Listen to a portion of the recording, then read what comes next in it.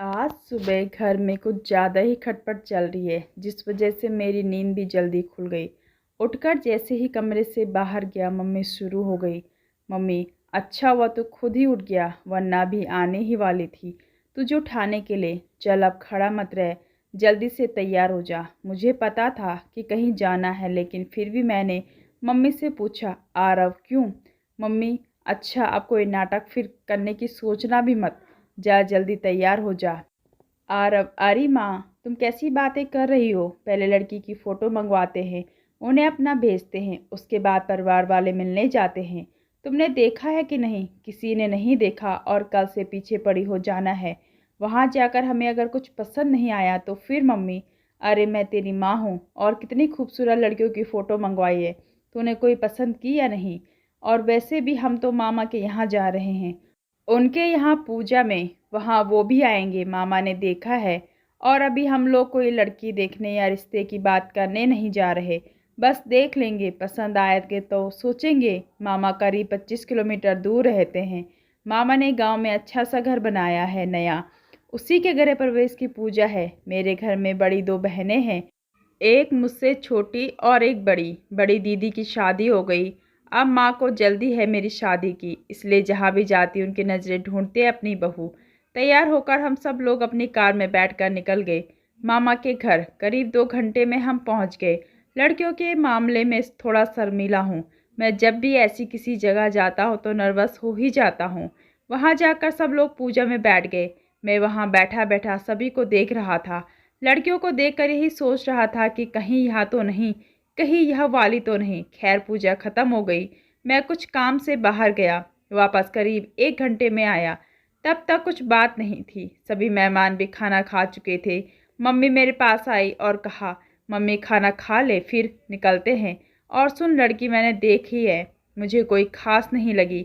लड़की को उसके दादा दादी ने पाला है, शायद मामा ने उनसे बात भी चलाई होगी, इसलिए अब वो कह रहे हैं एक बार लड़का लड़की को अकेले में बात करवा दीजिए।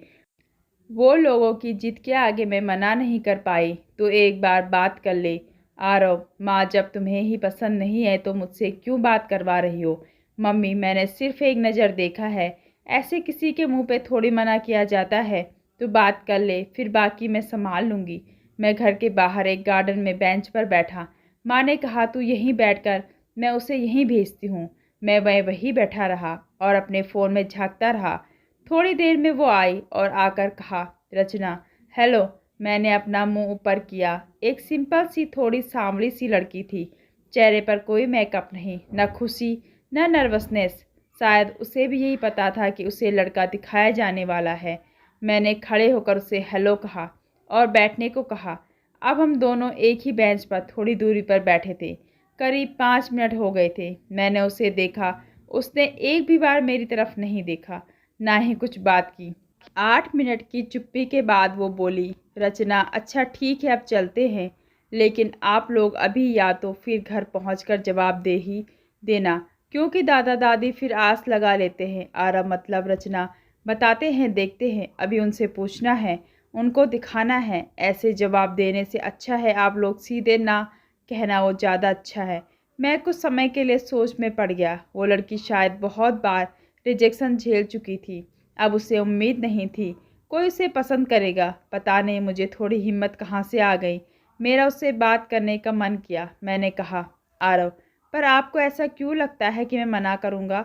उसने पहली बार होगा जब मेरी तरफ देखा होगा।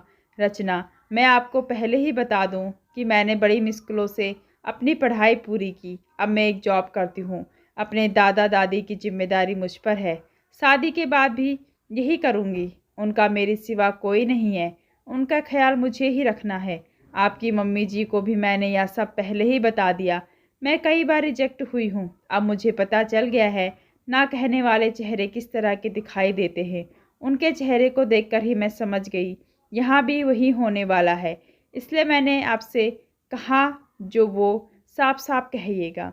आरव, आपकी तरह रचना इतना कहकर उठी।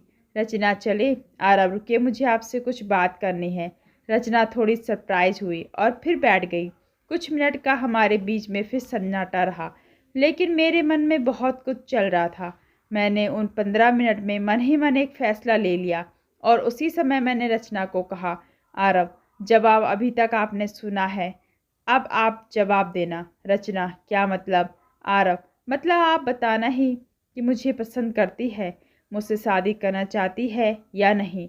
और हाँ, साफ साफ जैसे अभी बात की वैसे ही जवाब देना। रचना के चेहरे का रंग बदलने लगा। चेहरे पर जो बेरुखी थी अब वो धीरे धीरे शर्म और हंसी में बदलती दिख रही थी। रचना, इतनी जल्दी भी मत कीजिए, अपने घर वालों से बात कीजिए, और ऐसा भी नहीं कि आप अभी हाँ कह दें फिर रचना शादी के बाद बदल जाए। आरव, नहीं बदला तो? रचना, जाइए पहले घर पर बात करिए। आरव, वो सब मैं देख लूँगा, आप अपना सोचिए कि आपके दिल में क्या है। इतने में ही मेरी छोटी बहन की आवाज़ आ गई कि मम्मी बुला रही है। मैंने जाने के पहले फिर कहा, आरव, अगर आप अपना नंबर देना चाहे तो।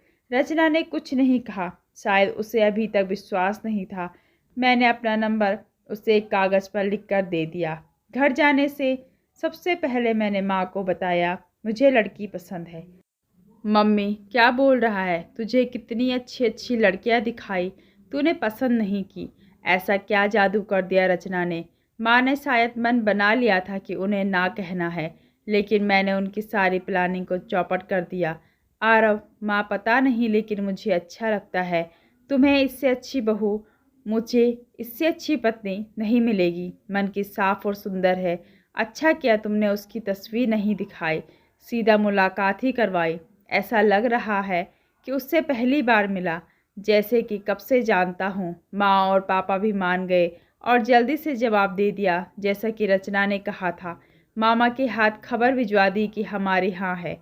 अगले दिन रचना का फ़ोन आया। रचना, हेलो। आरव, हाँ बोलो, जल्दी से बताइए, हाँ या ना? हाँ तो हम शादी की तारीख निकलवाएंगे। रचना कुछ नहीं बोल पाए, सिर्फ रोने लगी। बहुत दिनों से शायद आंसू को संभाले बैठी थी, रोके बैठी थी। आज पूरे बहे। मैंने भी उसे रोने दिया।